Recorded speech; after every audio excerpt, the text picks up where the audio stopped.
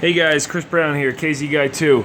In this video, I want to do a quick demo of my TIGERLOOP oil de-aerator that I installed here. I'm going to crack a line and show you how that will remove air from the system. And then also I want to talk about just an overall my general setup here. So if there's any experts out there that want to give me a couple pointers, that'd be cool, because I have no claims of being an expert in this industry. But anyway, the way I have this set up is this right here is just a meter that I keep track of the hours on the unit, and then I have it unplugged right now, but I have this on a three-prong twist lock connector here, so I can easily remove this burner. I basically undo that, take these 4 wing nuts off, and then I have these lines on quick coupling, just pull down, ISO, self-sealing hydraulic connections.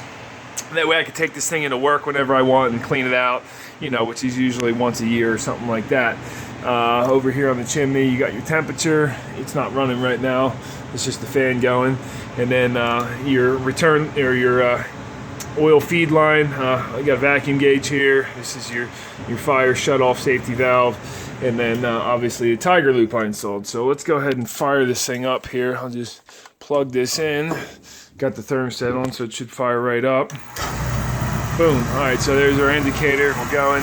Now what this TIGERLOOP does, and what I like about it is, if there's any air leaks in the system, you can visually see it. So obviously if you have an air leak, don't just install this and think, oh yeah, it's gonna take all the air out. That'll be great and problem fixed. No good. But I like it because I know if I have an air leak versus not having it. I could not visually see that.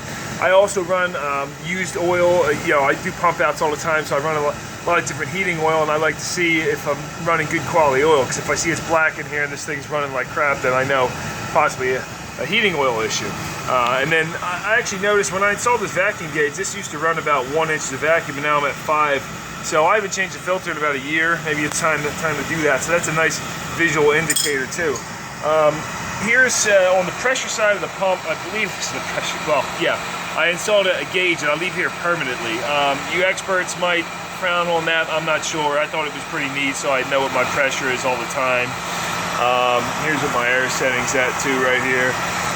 And I'm not sure why this fluctuates like that. Sometimes it actually fluctuates between 15 and 20 psi, like rapidly. So I think that's indicating, I don't think it did that before, and I think that might indicate that I have a problem in my pump. So if any of you experts out there see this and have an idea on that, that'd be cool. But going back to this TIGERLOOP here, I'm gonna crack my feed line right here, and just to show you guys how this thing, if you didn't have this on here, the pump would shut off because it would get that air in there and start running like crap. Oh, by the way, let's go over to my stack temperature. Well, that's still cool right now, but we got no smoke in there, so that looks nice. Running pretty good. And this thing's been great for the last year, so I'm gonna go ahead and crack this line. All right, so now that I got the line a little bit loose, let's see here. Go ahead and crack this, and you will see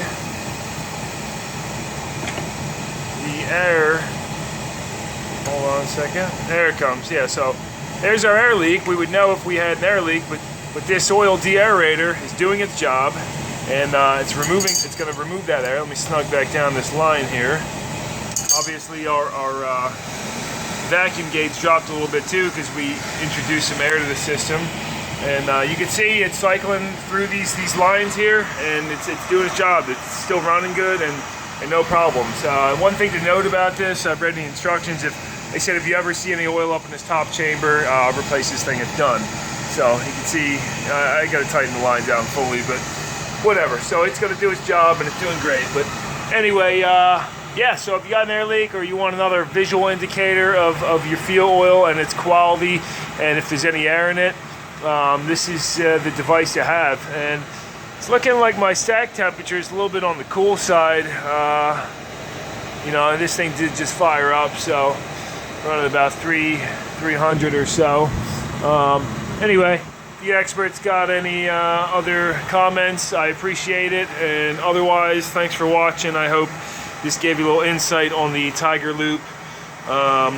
And obviously to install it, it's fairly simple. You just bolt it up onto something that's sturdy. So, but normally running that thing has 0 air in it, so I know my system has no leaks, and that's good, because like I was saying, I think I said in this video already, with a single line that goes overhead like that, I'm not sure if I mentioned it, all the way over the tank, if any air does get in the system, it can be kind of a headache to bleed that out of your bleeder right here, and that's pretty much why I put this thing in. So anyway, you can see that settling out now, and it got all the air out of there, so most of it all. So basically the way it works, you guys might have already noticed, is it's cycling the air back, or the fuel back and forth through these lines the whole time, and then has a little device in there that, you know, allows the air to just come out of there. So anyway, thanks for watching, guys. Give me a thumbs up if you liked it, and if not, tell me what I did wrong. Thanks a lot, guys. See ya.